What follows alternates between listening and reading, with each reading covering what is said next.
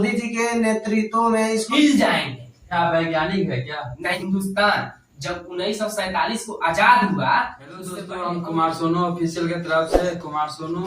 चलिए, आज का जो हमारे देश की गर्व की बात है, आज का जो चंद्रयान-3 जो लॉन्च हुआ है वो चांद पर पहुंच गया है।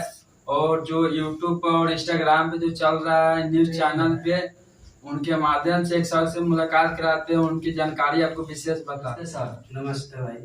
आपका शुभ नाम? सर मेरा शुभ नाम खाम खा। हमारे चैनल में आपका स्वागत है। Okay sir.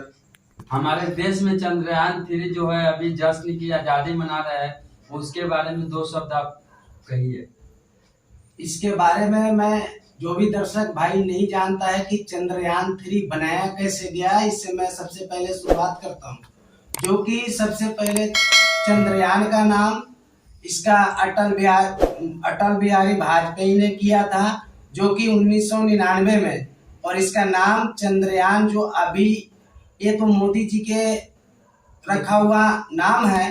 मोदी जी के नेतृत्व में इसको चंद्रयान नाम दिया गया हुआ है, लेकिन ये 1999 के करीब इसका नाम सोमयान था। और इस पे जब अटल बिहारी वाजपेयी ने 22 अक्टूबर 2008 में इस पहला चंद्रयान का जो उद्घाटन किया था, वो चंद्रयान लमसम 100 किलोमीटर के दूरी के आसपास, चंद्रमा के आसपास जाकर के वो सक्सेसफुल नहीं हुआ। फिर इस पे इंडिया का ये बहुत दुखद बात हुआ कि इतना पैसा लगाने के बावजूद भी चंद्रयान कामयाब नहीं हुआ। फिर इन्होंने, जब उनकी राज चला गया, फिर उसके बाद में हमारे नरेंद्र मोदी का राज आया। नरेंद्र मोदी प्रधानमंत्री जी का जब राज आया तो इन्होंने 2019 में फिर इनका संचालन किया। चंद्रयान-2 पे जब फिर 2019 में मोदी जी के सरकार में जब इसको फिर से तैयार किया गया, तो ये चंद्रयान 22 जुलाई 2019 को यहाँ से उड़ान भरा और ये 40 दिन में वहाँ पहुँच चुका था। लेकिन वो भी लमसम 150 किलोमीटर के दूरी पे जाकर के वहाँ से वो फिर कोई चीज का टक्कर लग के वो भी चंद्रयान नष्ट हो गया। फिर इससे दूसरी जब चंद्रयान नष्ट हो गया तो देश में बहुत दुखद हो गया और मोदी जी ये सोचने लगे कि ये तो हमारे राज्य में नहीं हुआ था, लेकिन ये जो हम अपने राज्य में किए ये भी चला गया। फिर इस पे फिर से अपने मुकाम को पहुंचने के लिए प्रधानमंत्री नरेंद्र मोदी जी इस चीज को कभी हार नहीं माना और उन्होंने ये अपने हौसला बुलंद किए।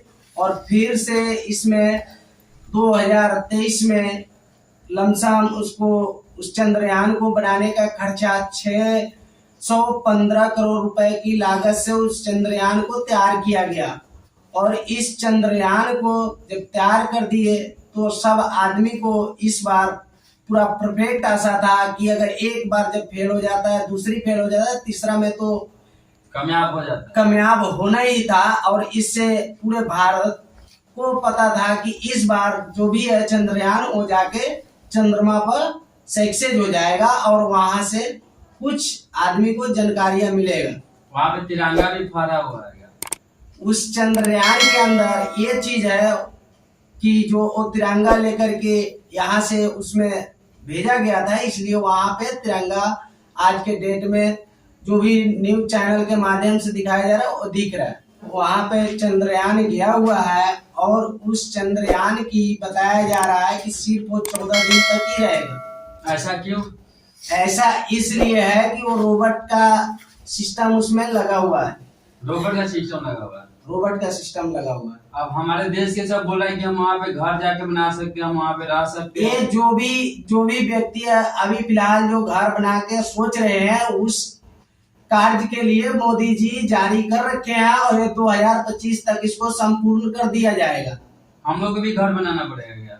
जिसको शक्ति होगा वहाँ पे जमीन लेने का वही घर बना सकता है। चलिए, वो सब तो ठीक है। चंद्रयान-3 तो चांद पर पहुंच गया, बाकी और देशों का क्या हाल है?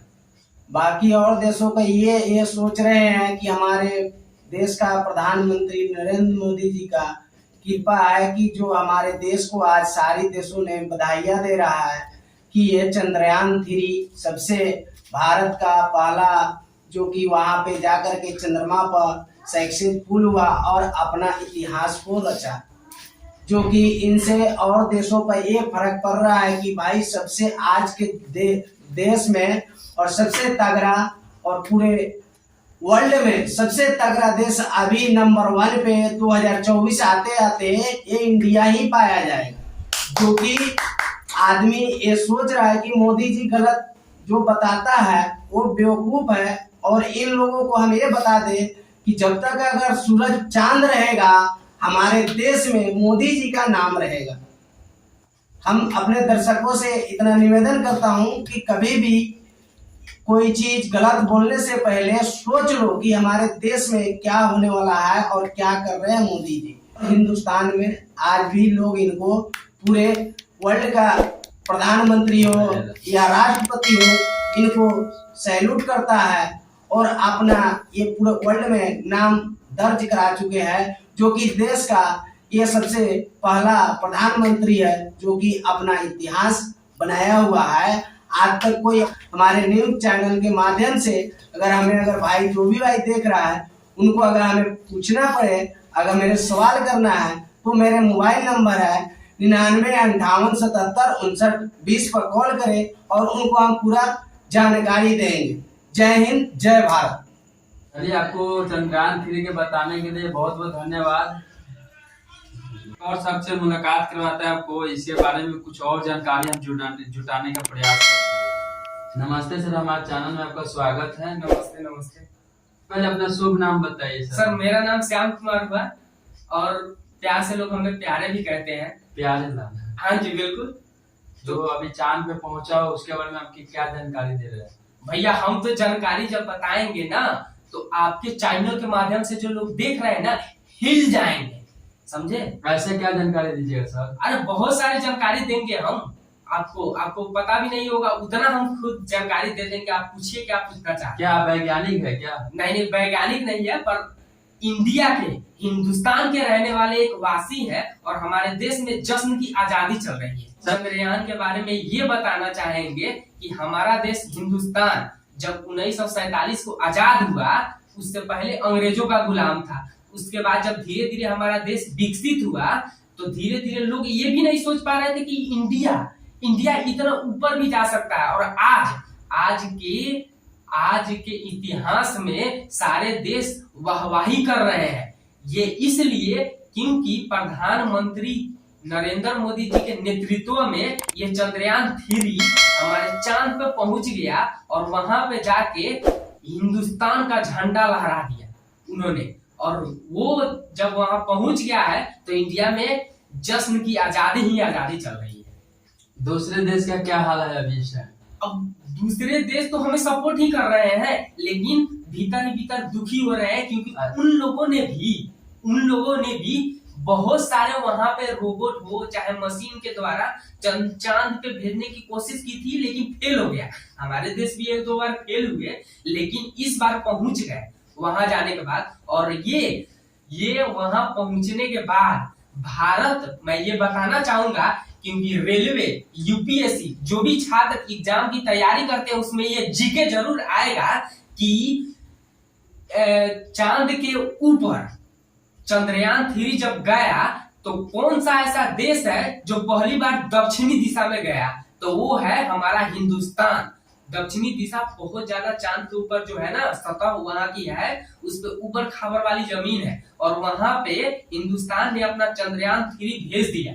और वहां भेजने के बाद क्या हुआ कि वहां पे अब 23 तारीख को भेजा था और आगे का क्या रिपोर्ट आएगा वो वहां पे दिखाएगा। और वहां क्या वातावरण है, वायु है, क्या है वहां पे, तो अभी हमें पता जहां तक मालूम पड़ा है कि वहां -400-500 डिग्री सेल्सियस का वायु तापमान है। तो क्या होता है? वो होता है कि ऑक्सीजन लेवल जैसे हमारे हिमालय पर्वत में माइनस में चला जाता है, बर्फबारी बहुत ज्यादा होती है। हाँ तो वहां पे होती है, वहां पे जैसे है कि सूरज का किरण नहीं पड़ता है, ऐसे जगह पर हमारा चंद्रयान 3 चला गया है। हाँ वहाँ सूरज का दर्शन नहीं होता है महीने में 15 दिन दर्शन होता है और 15 दिन नहीं होता है। तो हमारा हिंदुस्तान का पताका वहां पे जाके लहरा रहा है और सारे हिंदुस्तान में जश्न की आजादी मनाई जा रही है। तो हमारे देश का ये गर्व की बात है कि श्री नरेंद्र मोदी जी प्रधानमंत्री के नेतृत्व में हमारा देश इतना आगे, और ये 2023 ईस्वी इतिहास के पन्नों में रट गया है और छप गया है। ये आने वाले हमारे नस्ल, हमारे खानदान, हमारे बच्चे सभी याद करेंगे कि हाँ, कोई चंद्रयान 3 गया था और उन्होंने चांद पे फतेह हासिल की थी। धन्यवाद आपका। तो अच्छा लगे तो चैनल को सब्सक्राइब, लाइक, कमेंट, शेयर जरूर करना।